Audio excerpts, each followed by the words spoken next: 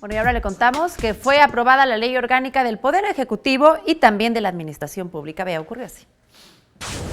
El Congreso de la Ciudad de México aprobó la creación de la Ley Orgánica del Poder Ejecutivo y de la Administración Pública de la Ciudad de México. Con la aprobación de esta ley, desaparecen dependencias y se fusionan otras. El dictamen plantea cambios en la denominación y conformación de dependencias de la Administración Pública. Desaparece la Oficialía Mayor, cuya estructura será absorbida por la Secretaría de Finanzas y de Administración. También deja de existir la Secretaría de Ciencia, Tecnología e Innovación, la cual se sumará a la Secretaría de Educación.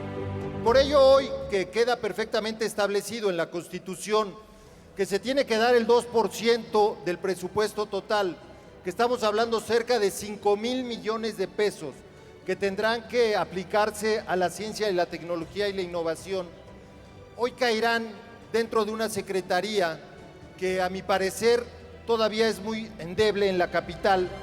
La actual Secretaría de Protección Civil cambia de denominación para convertirse en la Secretaría de Gestión Integral de Riesgos y Protección Civil.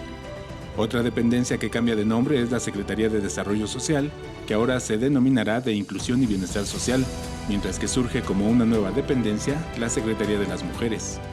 Nos congratula la creación de la Secretaría de las Mujeres. Con esta nueva dependencia estamos haciendo un reconocimiento a todas las mujeres de esta gran ciudad que han aportado corazón, inteligencia y coraje a la lucha feminista. También deja de existir la CEDEREC, que ahora será la Secretaría de Pueblos y Barrios Originarios y Comunidades Indígenas Residentes. La parte rural de la anterior dependencia se trasladará a la Secretaría de Medio Ambiente. Con imágenes de Javier Martínez, Alberto Álvarez Santana, 21 Noticias.